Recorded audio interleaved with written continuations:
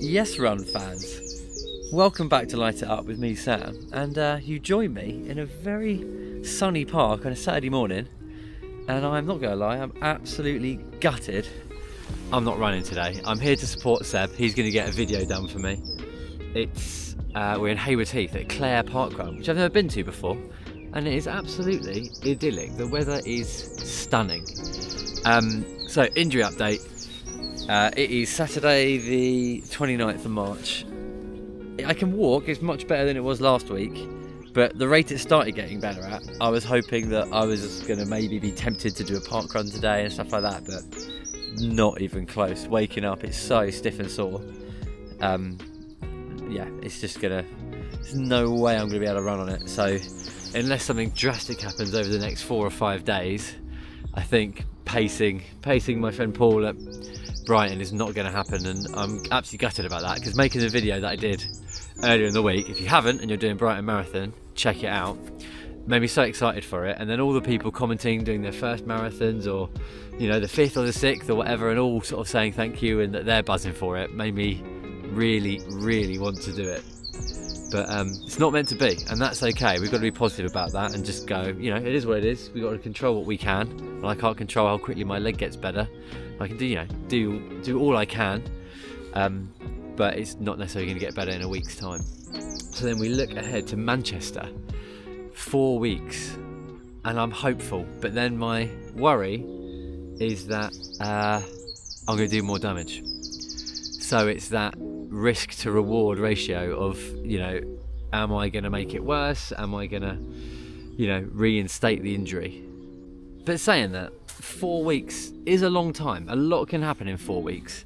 And if in a couple of weeks I'm able to run and get some runs in and take it easy and, you know, be nice and fresh, I know that my body can make it through 42k if I'm not absolutely hammering myself. So instead of the PB attempts and all that sort of stuff, just maybe run, you know, a 3:30, which sounds, you know, that's still absolutely incredible, and I'll be well chuffed with that. Anything between a 3:30 and a 4, just going easy, because the hip flexors, it's when I'm really striding. I've got long legs, you know, when I'm really going for it, I've got that long stride and I'm towing off hard and stuff, and I think that is what puts the pressure on my hip flexors.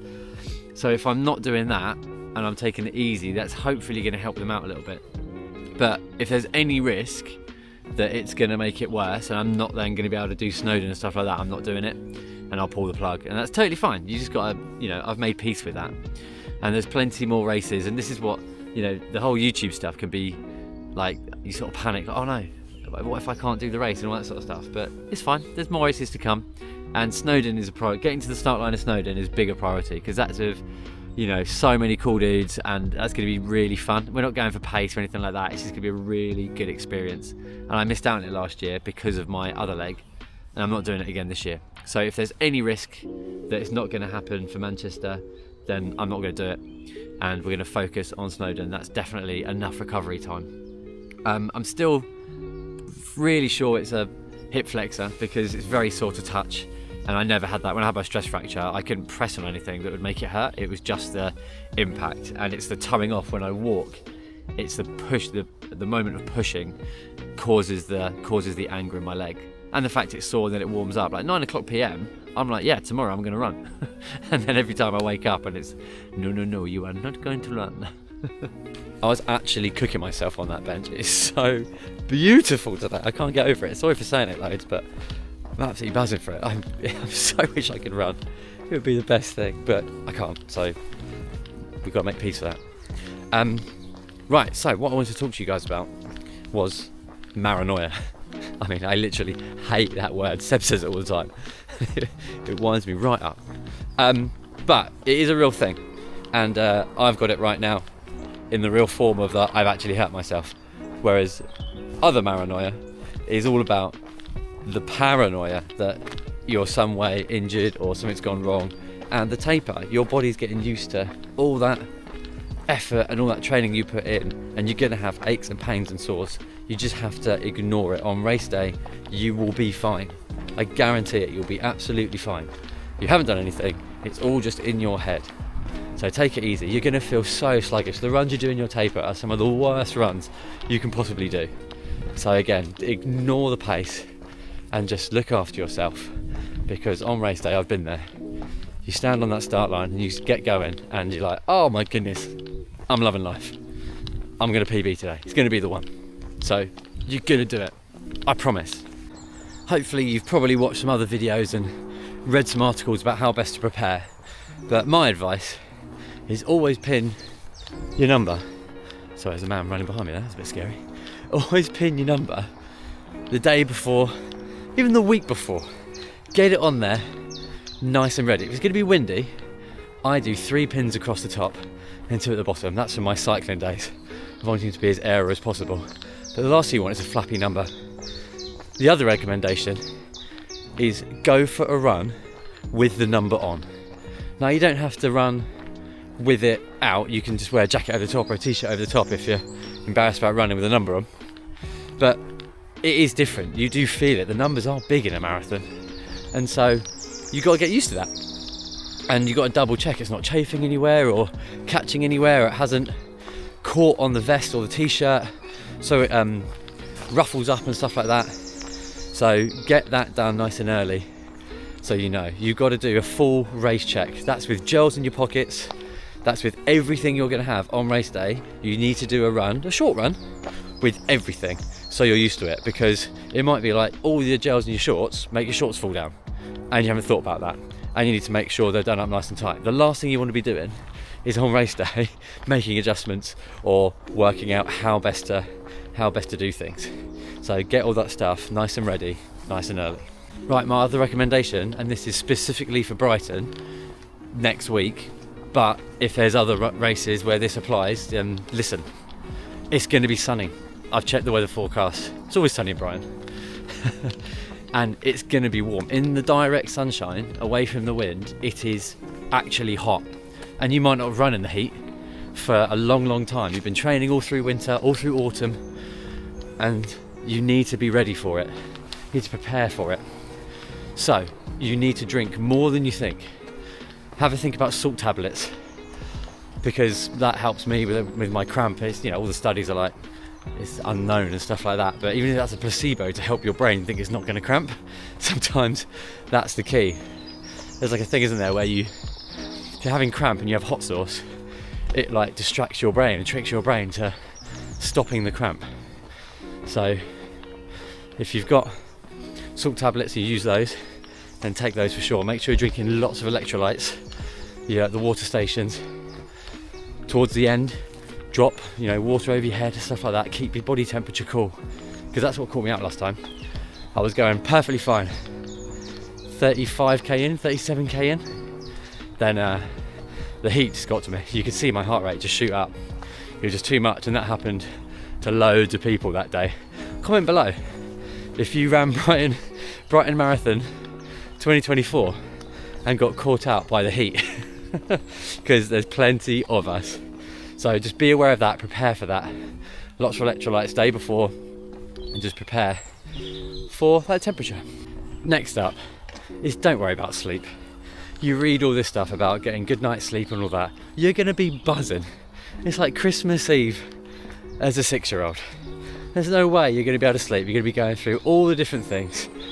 The night before, how well you sleep is not gonna impact on it.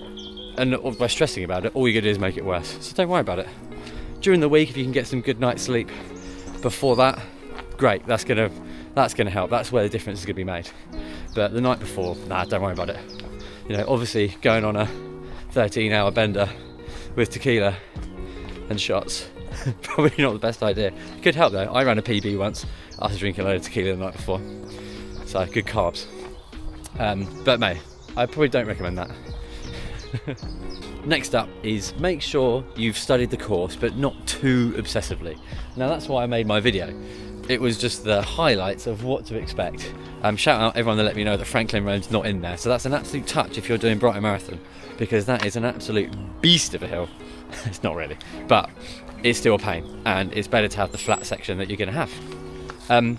But just know roughly what's going on, and that's why I filmed different bits, so you can see the course and you can make sure that you're aware of what's going on. So for me, for Manchester, if I'm running it, I'm gonna, near the time, gonna be watching some YouTube videos, some vlogs from it, and keep getting up to track of being able to visualize the different stages, which leads me on to my next point of breaking the race up into different parts. That's exactly what I did for my Brighton video. You can do your own version, but I broke it up into 4 different parts, and I like to name those different stages of how I'm feeling during the run and physically what I'm going to be doing. Some people just do it as far as, oh, this is the first section, this is what it looks like, this is the second section, and so they don't break it up into the physical and mental aspects, just a visual thing. So whatever works for you, but have a think about it. And it's not about how fast you run, this is for everyone. If you're running 6 hours, 7 hours, you are just as much of a marathoner as someone that runs 2 hours 30, 2 hours 15. So don't think, oh, I can't do that stuff because, you know, that's for other people. It is for everyone. And so do those things and it will absolutely help. Even if you're not going for a time, it will help you complete that run. It will help you enjoy it. So that's my recommendation for you. This is very important. You need to stick to your plan. You're gonna feel so fresh, you're gonna feel so good after a long taper, maybe 1 week, maybe 2 weeks, maybe even 3 weeks for some people. When you get to that start line, the adrenaline, the music, the people, it's like parkrun times 10,000. And you're gonna be tempted to go, oh, you know what? I'm actually gonna push on a little bit now.